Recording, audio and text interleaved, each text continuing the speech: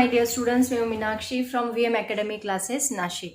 बच्चों, हम देख रहे हैं क्लास 12 का क्वेश्चन बैंक सॉल्यूशन और आज हम देखने वाले हैं थर्मोडायनेमिक्स चैप्टर। ऑलरेडी मैंने इसका एक वीडियो अपलोड किया था, very short answer and MCQs का। आज हम लोग उसके 3 मार्क्स एंड 4 मार्क्स के क्वेश्चंस देखने वाले हैं, जो थोड़े थोड़े बड़े क्वेश्चंस हैं, बट मैंने उनको ईजी लैंग्वेज में लिखा है और उसकी पीडीएफ मैं आपको टेलीग्राम पे अपलोड कर दूंगी। आप ये ज़रूर देखें। टेलीग्राम का ग्रुप ज्वाइन करने के लिए डिस्क्रिप्शन बॉक्स में मैंने लिंक दी है, तो वो आप लोग ज्वाइन कर सकते हैं। एंड ये जो वीडियोस मैं बना रही हूँ, अगर आपके फ्रेंड्स हो गए तो उनको भी ज़रूर शेयर करो, क्योंकि किसी को ज़रूरत होगी। तो मैंने सभी जो क्वेश्चंस हैं इजी लैंग्वेज में एक्सप्लेन किए हैं, तो बच्चों को अच्छे से समझ में आएगा और आपका प्रिपरेशन बहुत जल्दी होगा। तो स्टार्ट करते हैं आज का lecture, question bank solution of thermodynamics. तो बच्चों, इसका सबसे पहला क्वेश्चन देखो क्या है, short answers to 3 marks each. तो इसमें सबसे पहला क्वेश्चन है classify and explain thermodynamic system. बहुत ही सिंपल। इस 3 मार्क्स के जो क्वेश्चंस है उसमें जो आपको पूरा एक्सप्लेनेशन देना है। सभी क्वेश्चंस बहुत ही इजी है और 1-2 न्यूमेरिकल्स है बस, बाकी सभी थ्योरेटिकल क्वेश्चंस है और उनका एक्सप्लेनेशन बहुत ही इजी है। एक बार आप स्टडी करोगे, एक बार वीडियो देखोगे तो आपके लर्न हो जाएंगे। सिर्फ वीडियो फुल कॉन्सेंट्रेट करके देखो तो ज़्यादा टाइम भी नहीं लगेगा, 1-1.5 घंटे में पूरा चैप्टर आपका फिनिश होगा। ठीक है, तो सबसे पहले क्वेश्चन का आंसर देखते हैं। तो पहला क्वेश्चन देखो, क्लासिफिकेशन ऑफ थर्मोडायनेमिक सिस्टम। उसको 3 पार्ट्स में क्लासीफाई किया जाता है, एक open system, close system and isolated system. सबसे पहला ओपन सिस्टम देखो क्या है। अभी मान लो, इसके लिए मैं आपको बेस्ट एग्जांपल देती हूँ।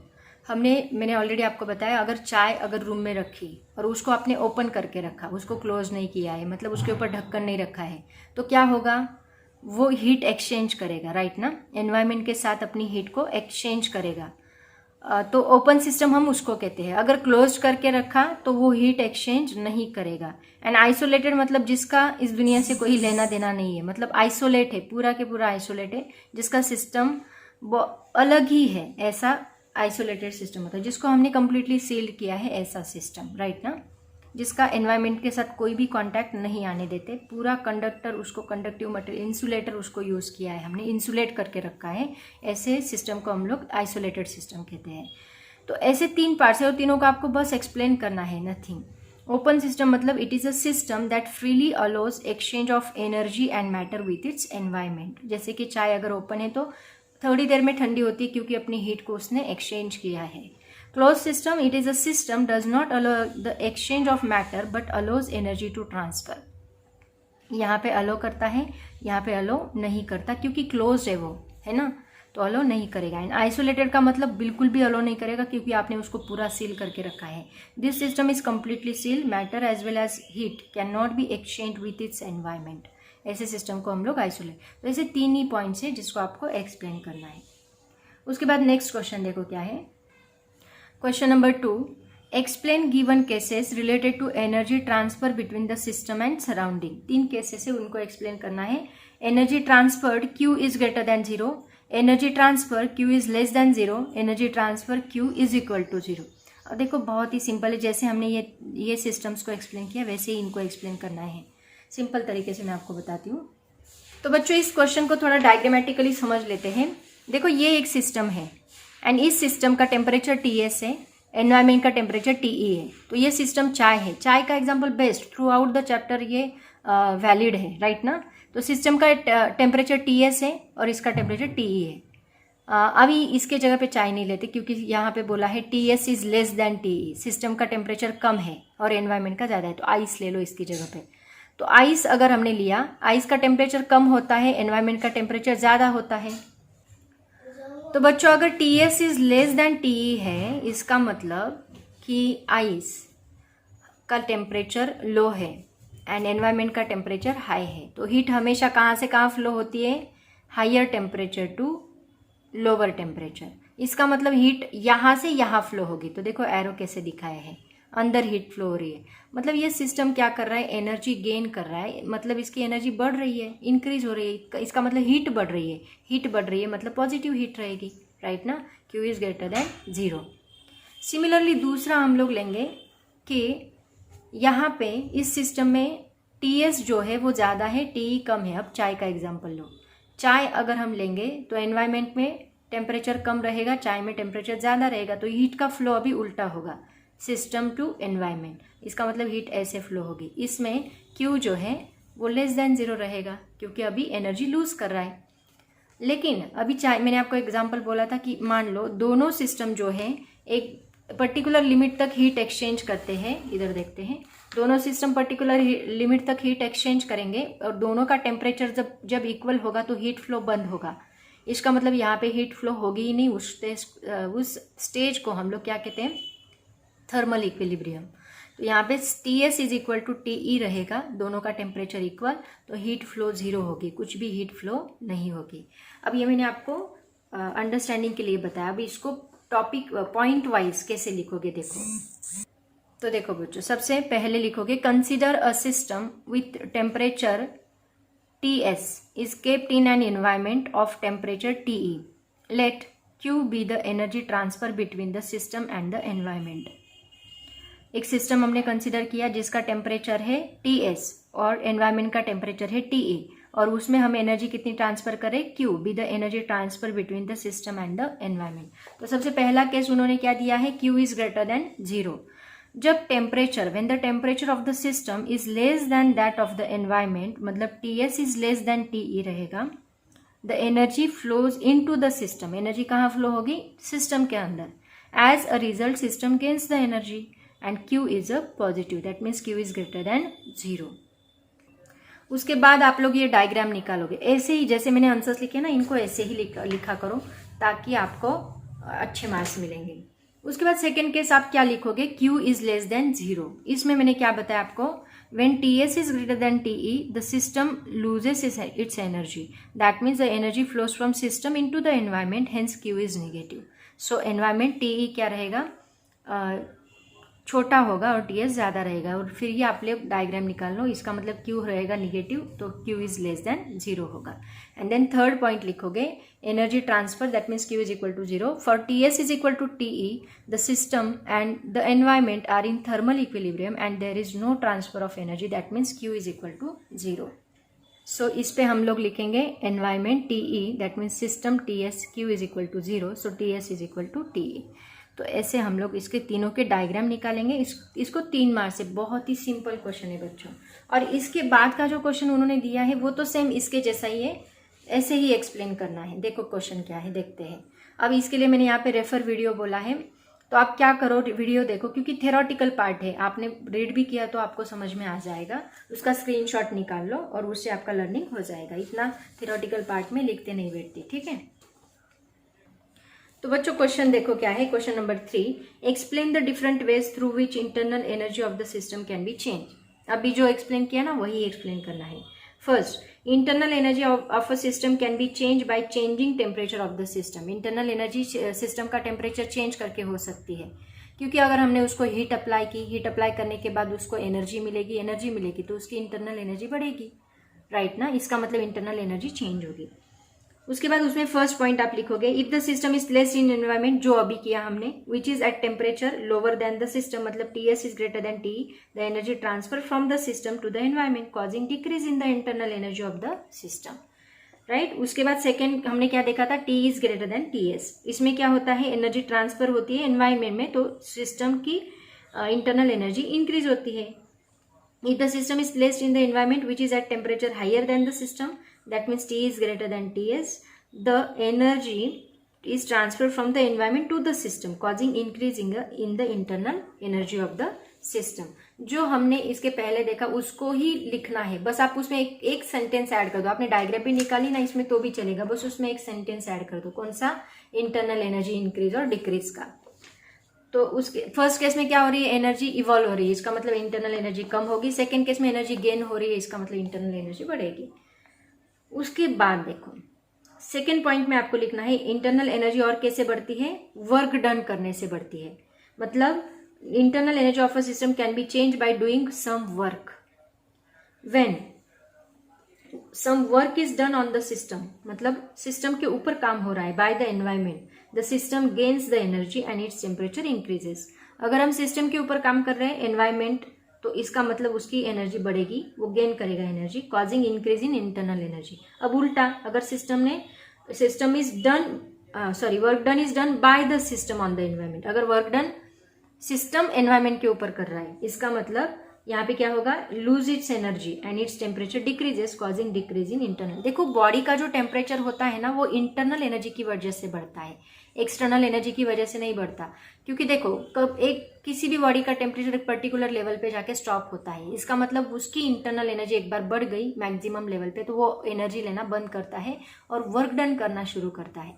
तो किसी भी सिस्टम का जो इंटरनल एनर्जी होता है वो टेम्परेचर इंक्रीज करने का काम करता है। तो यहाँ पे हमने वही एक्सप्लेन किया है, जब एनर्जी सिस्टम एनवायरनमेंट के ऊपर काम करेगा तब एनर्जी डिक्रीज होगी, और जब एनवायरनमेंट सिस्टम के ऊपर काम करेगा तब एनर्जी इंक्रीज होगी। ओके, ऐसे हम लोग इसका आंसर लिखेंगे। उसके बाद देखो बच्चों, नेक्स्ट क्वेश्चन क्या है इसमें देखते हैं। ये क्वेश्चन हो गया कौन सा, थर्ड क्वेश्चन। अब फोर्थ क्वेश्चन क्या है, right a note on thermodynamic equilibrium. Already मैंने आपको बताया थर्मोडायनेमिक इक्विलिब्रियम क्या होता है। क्या होता है थर्मोडायनेमिक इक्विलिब्रियम? अभी उसका जो मैंने आपको बताया कि उसकी टेम्परेचर जो है दोनों के इक्वल होते हैं, उसके 3 सिस्टम जो हम लोग यहाँ पे एक्सप्लेन करेंगे। तो सबसे पहले उसकी डेफिनेशन लिखो आप, क्या होती है।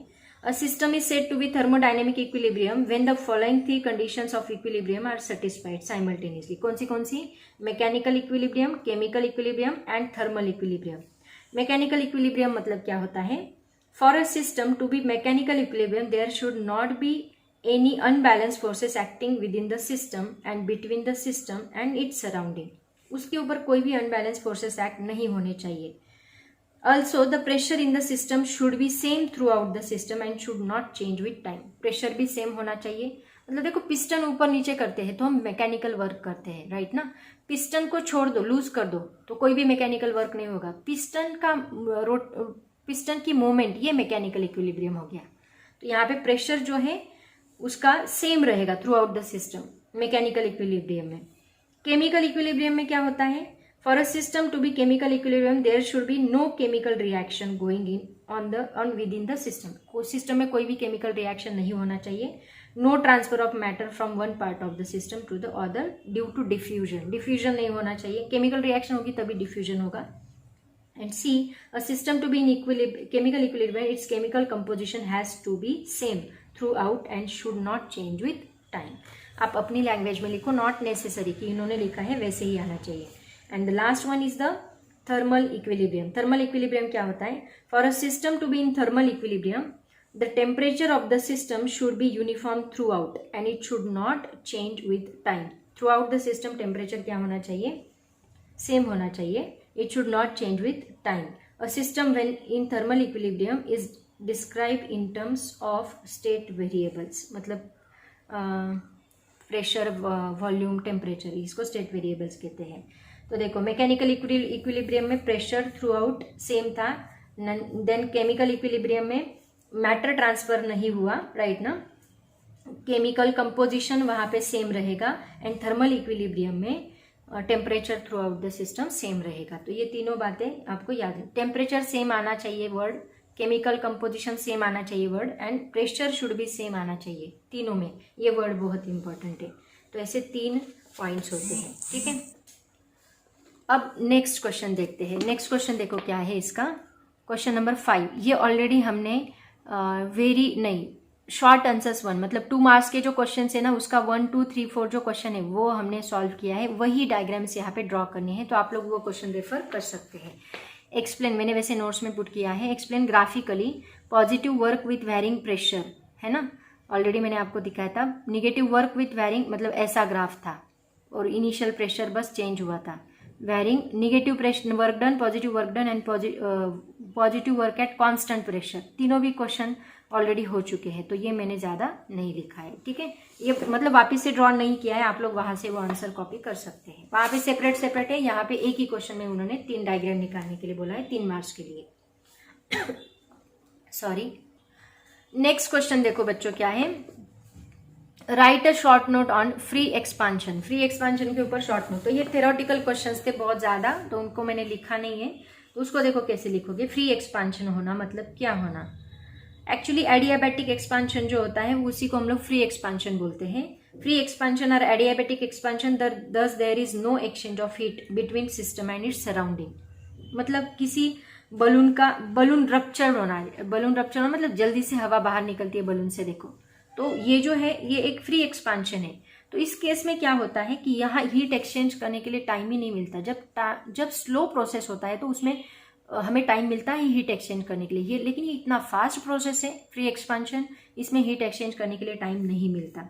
तो इसकी जो इंटरनल एनर्जी है ना वो हमेशा सेम रहती है, through out the system constant होती है, इंटरनल एनर्जी में कोई चेंज नहीं आता, इसीलिए इंटरनल एनर्जी जीरो होती है इसकी।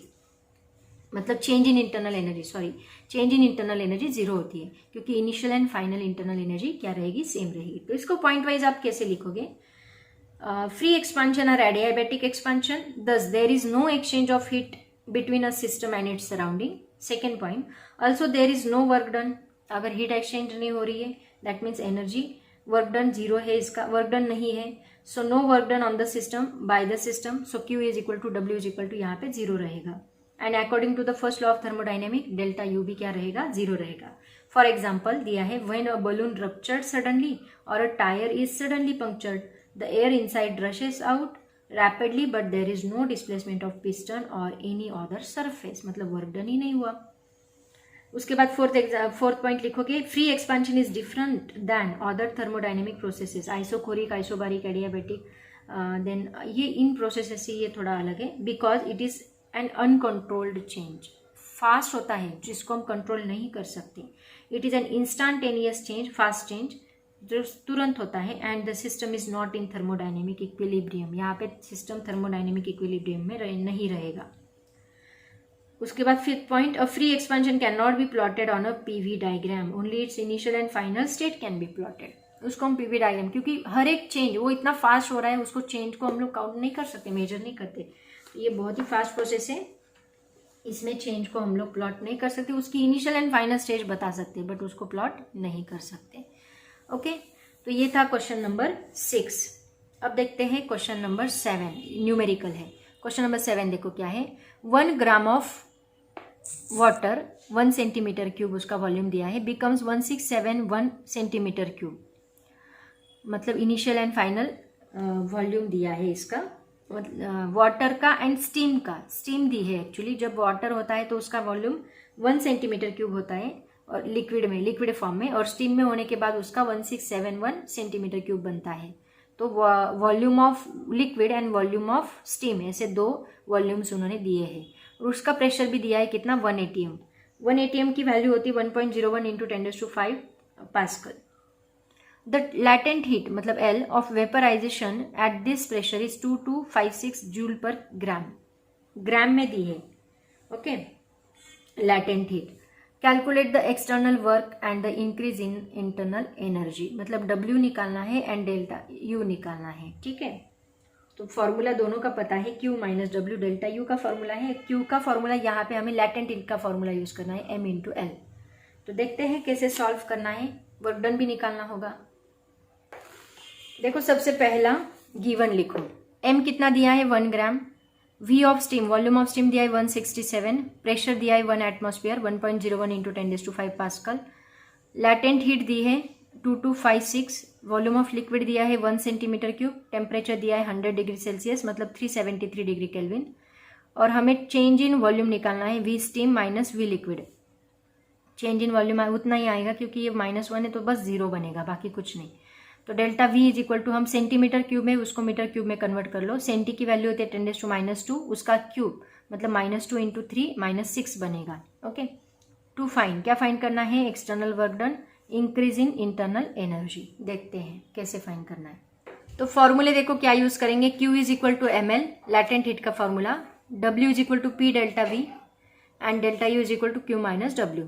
तो ये फॉर्मूले कैसे आए ऑलरेडी मैंने वीडियोस में अपना जब थर्मोडायनेमिक चैप्टर एक्सप्लेन किया तब मैंने डिटेल में बताया है। ठीक है, अब स्टार्ट करते हैं सॉल्विंग। वैल्यू सब पता है, पुट कर दो, Q is equal to ml, M है 1, L है 2256, दोनों को मल्टीप्लाई करने के बाद वही आंसर आएगा। इसका कैलकुलेशन बहुत ईजी है, W is equal to P delta V है तो 1.01 इंटू 10⁵ इंटू 1670, चेंज ऑलरेडी निकाला है हमने 10⁻⁶, तो उसकी वैल्यू पुट की, इन दोनों को मल्टीप्लाई किया तो हमें मिलता है 1687 प्लस 5 माइनस 6 बनेगा -1, तो ये बनेगा -1 को इसको मल्टीप्लाई करने के बाद 169 एक डिजिट शिफ्ट होगा, एक्चुअली 168.7 बनेगा, बट उसको राउंड ऑफ करके 169 आएगा। उसके बाद चेंज इन इंटरनल एनर्जी निकालनी है, delta U is equal to Q minus W. Q दिया है 2256, डब्ल्यू दिया है 169, दोनों का सब्ट्रैक्शन करो, आपको मिलेगा 2087 जूल, जो कि बहुत ही सिंपल है। ठीक है, ये हुआ 7th एग्जाम्पल। अब देखते 8 एग्जाम्पल भी एक न्यूमेरिकल ही है एंड 9th वन भी एक न्यूमेरिकल ही है, सभी इसमें न्यूमेरिकल्स दिए हैं एंड ईजी है। ओके, देखते हैं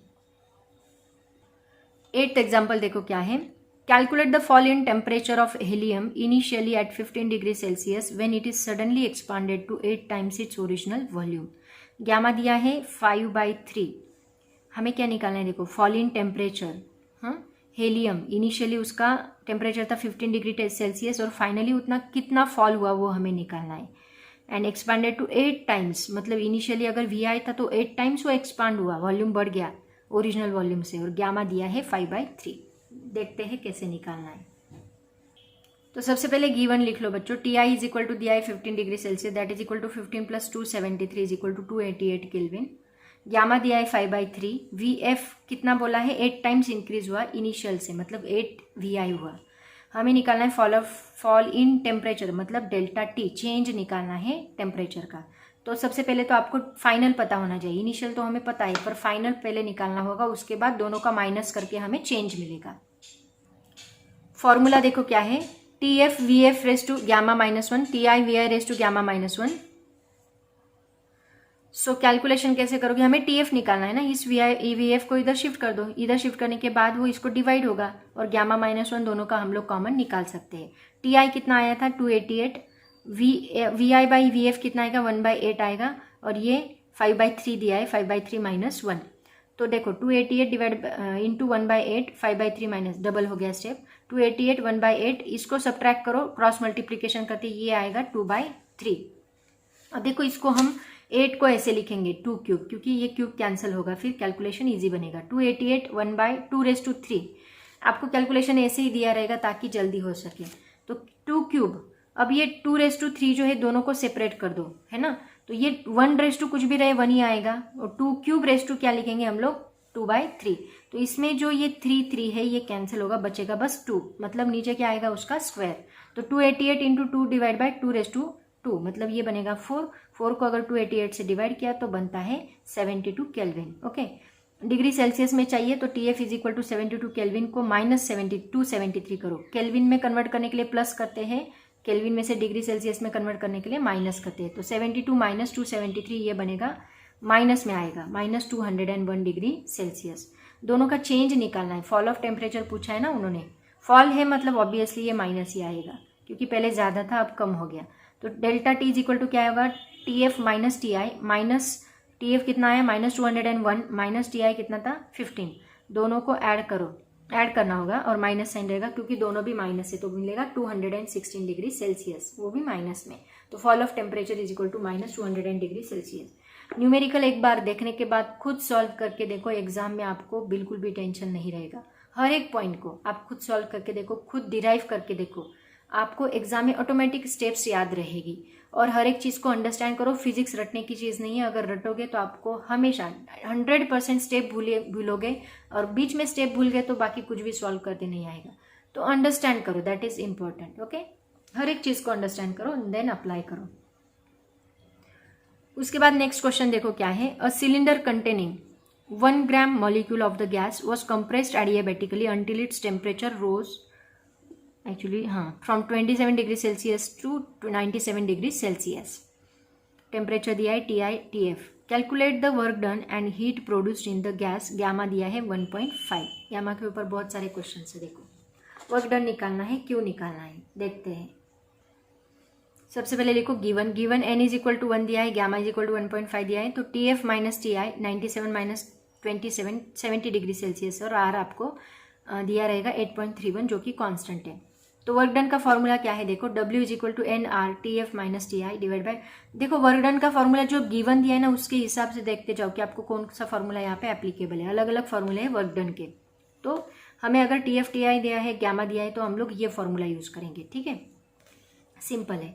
देखो तो W is equal to values put कर दो, n कितना है 1, 8.31 R, इसका डिफरेंस 70 आया था, 1 माइनस 1.5, तो ये मिलेगा 581.7 और minus work done, negative work done आ रहा है 0.5, तो ये बनेगा 581.7 divide by 5 into 10⁻⁻1। Calculation easy करने के लिए मैंने ऐसे किया, 5 से डिवाइड कर लो, 5 से डिवाइड करने के बाद ये कितना आएगा 116.34, ये 10⁻1 ऊपर जाके +1 बनेगा, 10 से मल्टीप्लाई करने के बाद आएगा 11.634 इंटू 10⁻²। देखो मल्टीप्लाई नहीं किया, सॉरी, एक डिजिट इधर शिफ्ट किया क्योंकि आपके बुक में ऐसा आंसर दिया है, माइनस 11.634 इंटू 10⁻², एक डिजिट लेफ्ट में गए तो यहाँ एक डिजिट प्लस में बढ़ेगा, जूल। ओके, ये था 9th क्वेश्चन। इसके फॉर्मूलेज लर्न करो, फॉर्मूलेज लर्न करने के बाद कैलकुलेशन करते जाओ, आपको बराबर आंसर आएगा। और उसके बाद उन्होंने हीट मतलब क्यू भी निकालने के लिए बोला है, तो क्यू कैसे निकालोगे देखो, तो उसका फॉर्मूला है वर्क डन डिवाइड बाय 4.18। यहाँ पे वर्क डन कितना है 11.63 into 10⁻² and divide by 4.18। Okay, तो यहाँ कैलोरी, इसको डिवाइड करने के बाद आपको मिलेगा 2.78 into 10⁻²। So Q is equal to 278 calorie, ऐसे हमें हीट प्रोड्यूस्ड मिलेगी, ठीक है। तो ये था बच्चों अपना क्वेश्चन नंबर 3 मार्क्स के क्वेश्चन नंबर 9 कंप्लीट हो गया इसका। अब 4 मार्क्स के भी इसके, ये चैप्टर में बहुत ज़्यादा क्वेश्चन दिए, एक्चुअली चैप्टर 6 मार्क्स का है बट इसमें क्वेश्चंस बहुत ज़्यादा दिए, हर एक टॉपिक में थ्योरेटिकल क्वेश्चन है और ज़्यादा डिफिकल्ट भी नहीं है। अगर आप एक बार बहुत अच्छे से वीडियो देख लोगे तो आपको सभी क्वेश्चंस इजीली लर्न, लेकिन हर रोज़ आप रिवाइज करते चलो, नहीं तो भूल जाओगे एग्जाम के वक्त। रोज़ हर एक चैप्टर रिवाइज करो, फिजिक्स की रिवीजन रोज़ होनी चाहिए, नहीं तो एक बार किया और छोड़ दिया तो डेफिनेटली एग्जाम में भूल जाओगे।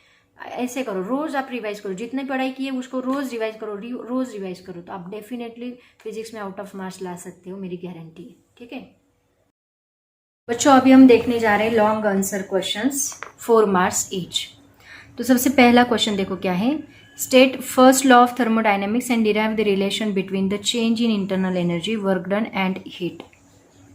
बहुत ही सिंपल क्वेश्चन दिया है 4 मार्क्स के लिए। ये आगे के क्वेश्चंस एक्चुअली डेरिवेशन से, बट पहला क्वेश्चन थ्योरेटिकल है, वो इजीली हो सकता है। तो देखो कैसे करना है बच्चों। सबसे पहले लिखना है आपको first law of thermodynamics. First law of thermodynamics इसके पहले भी हमने लिखा है, when the amount of heat Q is added to a system, its internal energy is increased by an amount delta U and remaining is lost in the form of work done W on the surrounding. Okay, उसके बाद उन्होंने पूछा है कि relation क्या है change in internal energy का, work done का एंड हीट का। ऑलरेडी हमने इसके ऊपर न्यूमेरिकल सॉल्व किए हैं। Q इज इक्वल टू होता है delta U plus W, so delta U is equal to होगा Q माइनस W। तो अभी देखो इसको पॉइंट वाइज थोड़ा लिखेंगे। When the amount of heat Q is added to the system, system में अगर हमने Q जितनी हीट ऐड की तो इनिशियली वर्क डन नहीं होगा, मतलब ऐसे आपको वो सपोज पानी गर्म करने के लिए रखा है तो पानी ऐसे रेस्ट पोजीशन पे दिखेगा, कुछ भी उसमें मूवमेंट नहीं होगी, राइट ना। फिर थोड़ी देर में बॉईल होने लगेगा, तो जब वो इनिशियली कुछ भी बॉईल नहीं होता तब उसकी इंटरनल एनर्जी इंक्रीज होती है, तो उस वक्त कुछ भी एनर्जी वॉल्यूम चेंज नहीं हो रहा है वाटर का, तो उस वक्त वर्क डन क्या है, 0 है। वॉल्यूम अगर चेंज नहीं हो रहा तो इसका मतलब system does not do any work during the process. Then उस वक्त क्या होगा, its internal energy increases by the amount delta U is equal to Q। उसके बाद जब व्हेन द सिस्टम डज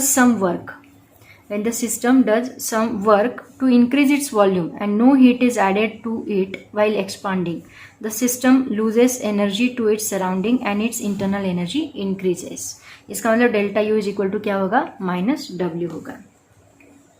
अब यहाँ पे क्या हो रहा है, does some work to increase its volume, system काम कर रही है, इसका मतलब ये माइनस में रहेगा, ठीक है। अब देखो यहाँ पे जब अभी जो टोटल एनर्जी जो हीट हम लोग अप्लाई करें मतलब Q, तो वो Q कितनी होगी, कुछ अमाउंट ऑफ हीट उसने इंटरनल एनर्जी की और कुछ वर्क डन के लिए यूज की, मतलब अमाउंट ऑफ हीट जो है टोटल हीट वो है Q is equal to delta U plus W। तो यहाँ पे डेल्टा U, ये W इधर शिफ्ट किया तो क्या बनेगा, Q माइनस W बनेगा, ठीक है। हाँ, तो इसका चाहे तो स्क्रीनशॉट निकाल लो, नहीं तो PDF वैसे में डालने वाली हूँ। तो ये था लॉन्ग आंसर्स 4 मार्क्स का पहला क्वेश्चन। अब देखते हैं नेक्स्ट क्वेश्चन क्या है।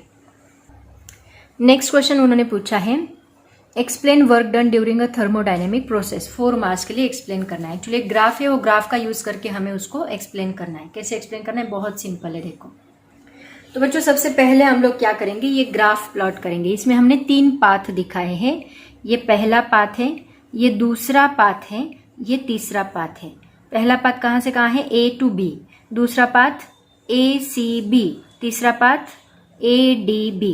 फिर हम 1 बाय 1 एक एक पाथ को एक्सप्लेन करेंगे। यहाँ देखो initial pressure, this is final pressure, initial volume, this is final volume. ये पीवी का ग्राफ है, प्रेशर वर्सेस वॉल्यूम। तो ये टोटल सिस्टम को हमें एक्सप्लेन करना है। तो देखो सबसे पहले हम ये ग्राफ में आपको एक्सप्लेन कर देती हूँ, उसके बाद आपको बताऊंगी कैसे लिखना है। पहले हम देखेंगे first path A to B. A to B में क्या हो रहा है, देखो ए टू बी में यहाँ पे प्रेशर, इनिशियल प्रेशर ज्यादा है एंड फाइनल प्रेशर कम है। तो प्रेशर धीरे धीरे धीरे धीरे कम हो रहा है एंड वॉल्यूम धीरे धीरे धीरे धीरे बढ़ रहा है। Here pressure decreases and volume increases. और इसके ये जो ग्राफ के अंडर का जो एरिया होता है वो एरिया होता है वर्क डन। मतलब मान लो ये ग्राफ है, ये ग्राफ के अंडर, इसके नीचे जो एरिया रहेगा, एरिया अंडर द कर्व, वो होता है वर्क डन। क्योंकि एरिया अंडर द कर्व मतलब change in pressure and change in volume आएगा ना, इसका मतलब वो होगा work done. This is into this, तो वो वर्क डन रहेगा। ठीक है, उसके बाद हम देखेंगे ए C B. A C B में देखो इनिशियली वॉल्यूम बढ़ रहा है, मतलब वॉल्यूम मान लो 1 2 3 4 5 किया, लेकिन प्रेशर तो उतना ही है, मान लो 4 है, तो प्रेशर यहाँ हर जगह 4 है। कहाँ तक, ए टू सी तक। So volume increases but pressure constant.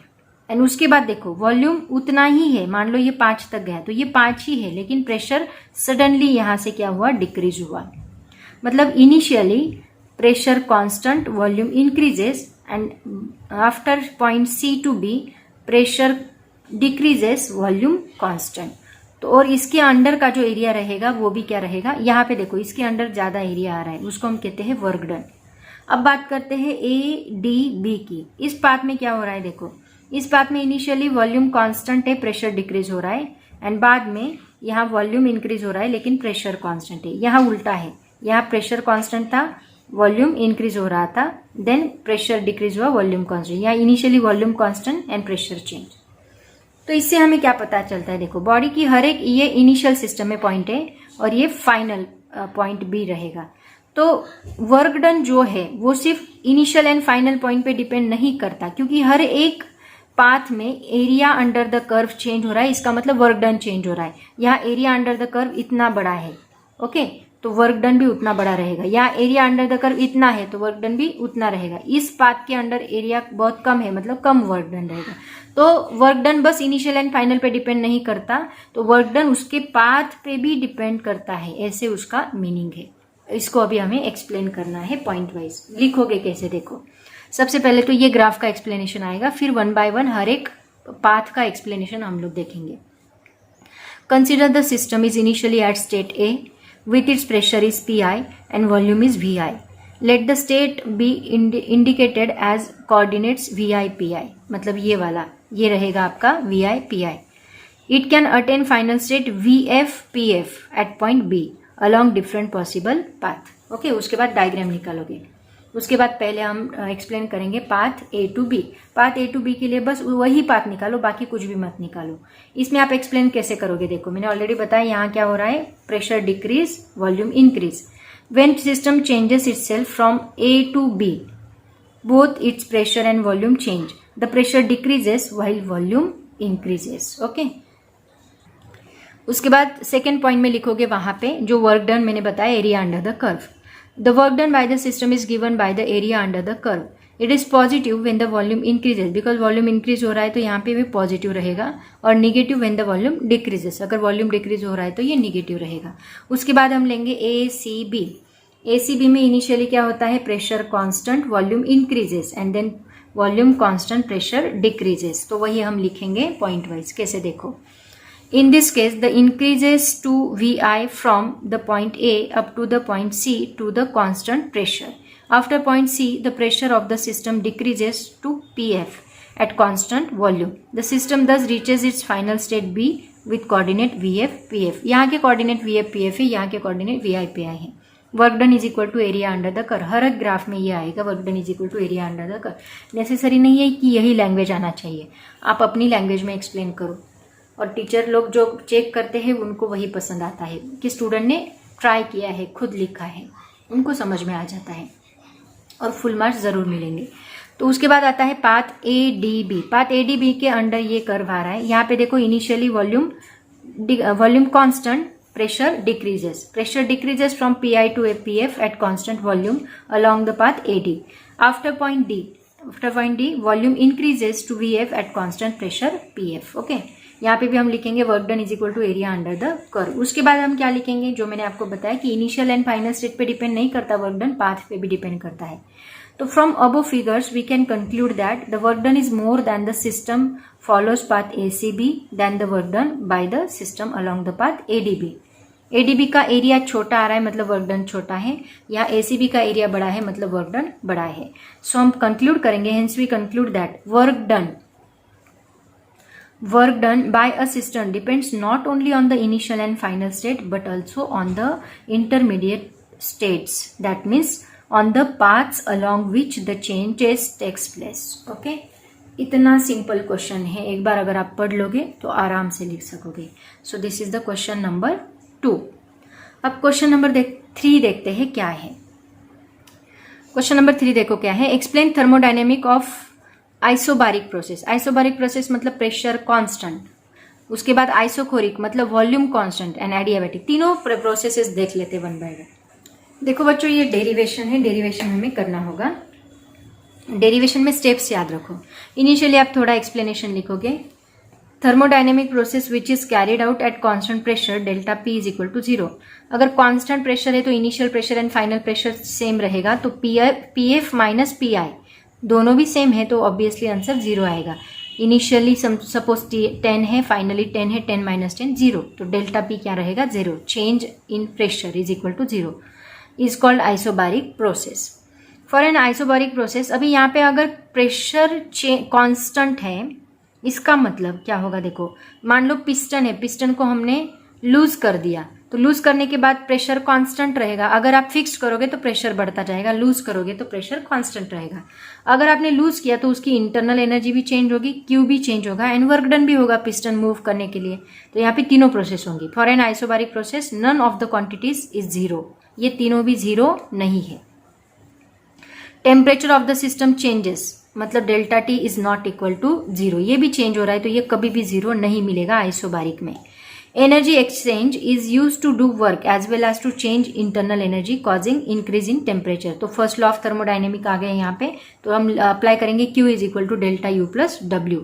As work is done volume changes during the process. काम हो रहा है, इसका मतलब ऑब्वियसली जो उसके अंदर मटेरियल उसका वॉल्यूम इंक्रीज हो रहा है, डिक्रीज हो रहा है, कुछ तो हो रहा है, चेंज हो रहा है। तो मान लो initially ideal gas undergoing volume expansion at constant pressure, initially VI and TN initial temperature pressure है, सॉरी वॉल्यूम टेम्परेचर है, and VF TF final volume temperature and volume and temperature है। तो ये चेंज हो रहे हैं, इसका मतलब इनका इनिशियल एंड फाइनल कुछ चेंज रहेगा। तो इसके लिए पहले हम वर्क डन निकाल लेते हैं।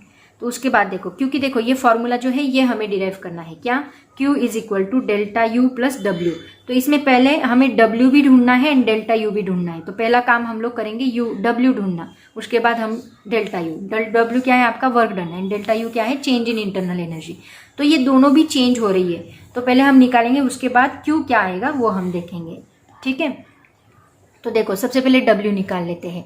तो W का फॉर्मूला क्या होता है, फोर्स इंटू डिस्प्लेसमेंट। यहाँ क्या करेंगे, एरिया से मल्टीप्लाई कर लो, एरिया से डिवाइड कर लो। तो फोर्स अपॉन एरिया क्या बनेगा, पावर बने, सॉरी हाँ, यहाँ पे पावर नहीं चाहिए, यहाँ प्रेशर चाहिए, गलती से मैंने पावर लिख दिया। तो ये क्या रहेगा, प्रेशर रहेगा। तो pressure, force per unit area pressure होता है, तो प्रेशर इंटू DV बनेगा, मतलब चेंज इन वॉल्यूम। देखो S इंटू A मतलब डिस्प्लेसमेंट इंटू एरिया क्या होता है, दैट इज वॉल्यूम। तो ये बनेगा चेंज इन वॉल्यूम। तो हम लिखेंगे work done is equal to pressure into change in volume. Change in volume को हम कैसे लिखते हैं, that is W is equal to P into VF minus VI, ऐसे भी लिखते हैं। एंड आपको एक फॉर्मूला याद होगा, दैट इज PV। आपने केमिस्ट्री में भी लर्न किया है फिजिक्स में भी लर्न किया है, P V is equal to N R T, याद होगा राइट ना। बट यहाँ डेल्टा वी है तो यहाँ डेल्टा टी रहेगा, तो ये N R into T F minus T I, इसको हम नाम देंगे इक्वेशन नंबर 1। तो आपको ये वर्क डन मिल गया। देखो work done is equal to P D V, P into V F minus V I, तो W is equal to N R into T F minus T I, ये आपका work done. अब क्या बाकी रहा, डेल्टा यू। तो देखो बच्चों इसमें एक फॉर्मूला हमने यूज किया था चेंज इन इंटरनल एनर्जी के लिए, that is equal to delta U is equal to N C V into delta T. तो यहाँ N C V, delta T क्या रहेगा, T F minus T I. C V होता है specific heat at constant volume, already आप लोगों ने study किया है इसको, काइनेटिक थ्योरी ऑफ गैसेस में भी स्टडी किया है, बहुत जगह पे स्टडी किया, 11th में स्टडी किया। डेल्टा टी रहेगा चेंज इन टेम्परेचर। तो अभी हम ये दोनों वैल्यूज को किस में पुट करेंगे, Q के फॉर्मूले में, Q is equal to delta U plus W, दोनों को पुट कर दो। सो यहाँ Q इज इक्वल टू आएगा N C V T F minus T I, N R T F minus T I. दोनों में T F minus T I common है, उसको बाहर निकाल लो, यहाँ बचेगा एन सी वी, यहाँ बचेगा एन आर, दोनों को प्लस करो, दोनों में से एन भी कॉमन निकाल लो, यहाँ बचेगा C V plus C R T F minus T Y. और सी वी प्लस आर मतलब क्या होता है, सी पी होता है। तो Q is equal to N into C P T F minus T I. तो ये जो फाइनल फॉर्मूला है वो याद रखो, आपको कहाँ तक जाना है वो अगर आपको पता होगा तो आपको स्टेप ऑटोमेटिकली समझ में आएगी। उसके बाद इसका पीवी डायग्राम भी निकाल लो। अब देखो यहाँ पे हमने क्या बोला आपको, प्रेशर क्या है, कांस्टेंट है, तो यहाँ प्रेशर हम कांस्टेंट दिखाएंगे एंड वॉल्यूम चेंज होता रहेगा। तो प्रेशर यहाँ पे स्ट्रेट लाइन आएगी कांस्टेंट प्रेशर की, इसको कहा जाता है पीवी डायग्राम। ऐसे आप लोग इसका डेरिवेशन एक्सप्लेन करोगे, बहुत सिंपल है। स्टेप्स बस याद रखो, आइसोबारिक प्रोसेस है, प्रेशर चेंज कांस्टेंट है तो चेंज इन प्रेशर 0 रहेगा, तो यहाँ पे वर्क डन होगा, Q चेंज होगा, इंटरनल एनर्जी चेंज होगी, तो Q is equal to delta U plus W है। तो पहले डेल्टा यू निकालेंगे, डब्ल्यू निकालेंगे, दोनों की वैल्यू Q के फॉर्मूले में पुट करेंगे और स्टेप बाय स्टेप सॉल्व करते जाएंगे। ओके उसके बाद हमें एक्सप्लेन करनी है कौन सी प्रोसेस, आइसोबारिक प्रोसेस, राइट ना, नहीं आइसोकोरिक प्रोसेस। आइसोकोरिक प्रोसेस में क्या होता है, वॉल्यूम कांस्टेंट होता है, मतलब डेल्टा यू 0, राइट ना, चेंज इन वॉल्यूम ही नहीं है ना, initial volume and final volume दोनों भी सेम है, तो डेल्टा यू क्या रहेगा, 0 रहेगा। A thermodynamic process in which volume of the system is kept constant is called isochoric process. A system does no work on its, देखो delta V ही 0 है, तो वर्क डन का फॉर्मूला अभी हमने देखा क्या था, W is equal to P delta V, तो पी डेल्टा वी 0 है मतलब 0 ही आएगा work done. So no work on its environment, क्योंकि वॉल्यूम उतना ही है ना, चेंज होगा ही नहीं। वर्क डन कब होता है, जब वॉल्यूम चेंज होता है, ड्यूरिंग ऑन आइसोकोरिक प्रोसेस।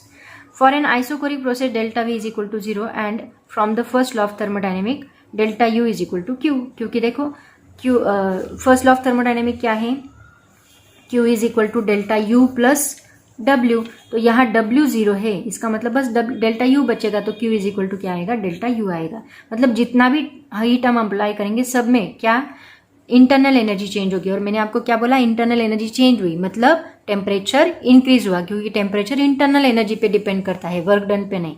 तो यहाँ इंटरनल एनर्जी चेंज हुई मतलब चेंज इन टेम्परेचर कांस्टेंट रहेगा क्या, नहीं, चेंज इन टेम्परेचर आपको कभी भी 0 नहीं मिलेगा, ये चेंज होता रहेगा क्योंकि इंटरनल एनर्जी सिस्टम की बढ़ रही है, ठीक है।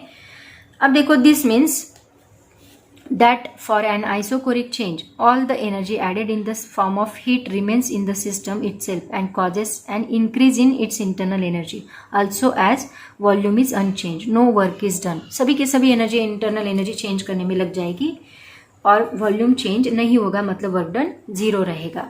तो देखो अभी वापस वही फॉर्मूला हम यूज करेंगे, first law of thermodynamic for isochoric process Q is equal to delta U, the change in internal energy is, वही formula delta U is equal to N C V into delta T.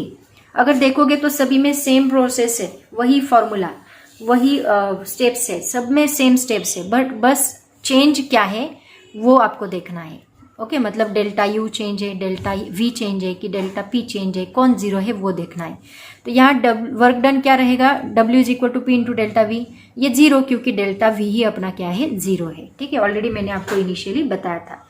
तो देखो अभी वही formula, कौन सा formula, Q is equal to कौन सा formula use करेंगे हम लोग, Q is equal to delta U plus W. तो यहाँ W ही क्या है, 0, तो रहेगा बस डेल्टा यू। डेल्टा यू का फॉर्मूला क्या है, NCV इंटू डेल्टा टी। किसके लिए, आइसोकोरिक प्रोसेस के लिए। अब ग्राफ क्या बनेगा, देखो ग्राफ क्या बनेगा, पीवी डायग्राम। यहाँ कांस्टेंट प्रेशर नहीं, यहाँ क्या रहेगा, कांस्टेंट वॉल्यूम रहेगा, लेकिन प्रेशर चेंज होता रहेगा। ऐसा ग्राफ हम लोग प्लॉट करेंगे। ठीक है, ये था question number 4।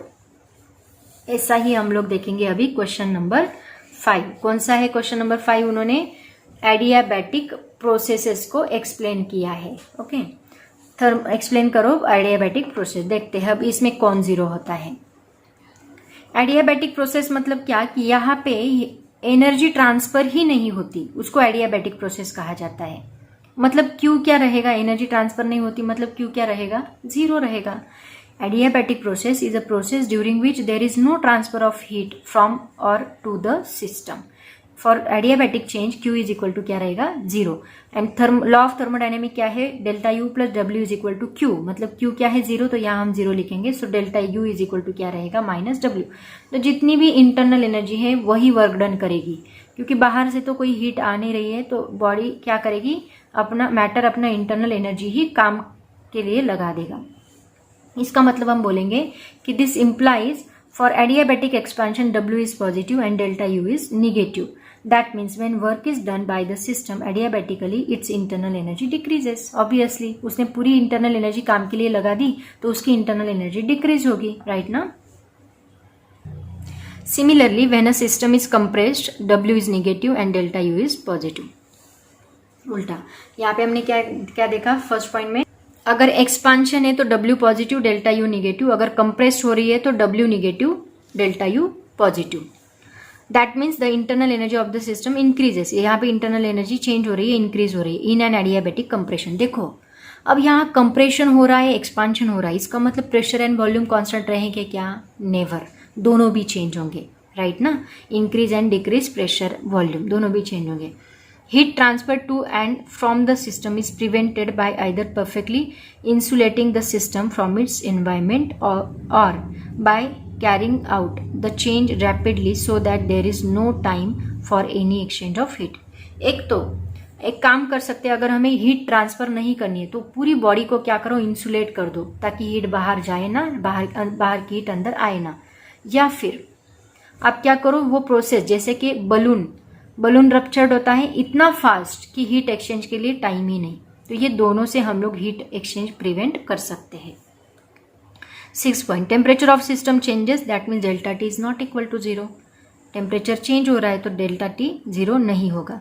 Usually it is a sudden change and system does not find any time to exchange heat with its environment. और इसका पीवी डायग्राम क्या रहेगा, कांस्टेंट नहीं, यहाँ चेंज हो रहे दोनों भी, तो इसका कर्व हमें मिलेगा, प्रेशर डिक्रीजेस वॉल्यूम इंक्रीजेस। आया समझ में। तो बच्चों ऐसा था आपका थर्मोडायनेमिक का क्वेश्चन बैंक, जो कि मैंने हर एक पॉइंट को डिटेल में एक्सप्लेन किया है। अब इसके फोटोज PDF मैं आपको इस पे टेलीग्राम के ग्रुप पे डाल देती हूँ, और उसकी लिंक डिस्क्रिप्शन बॉक्स में पेस्ट की है। तो बच्चों आज हम यहीं पे रुकते हैं। होप सो आपको सभी टॉपिक समझ में आया होगा। डिटेल में मैंने एक्सप्लेन किया है, और इजी चैप्टर है, 6 मार्क्स के लिए है, तो ये 6 मार्क्स आपके कहीं जाने नहीं चाहिए। इसके लिए आपको all the very best. Thank you so much. पढ़ाई करते रहो एंड बाय बाय।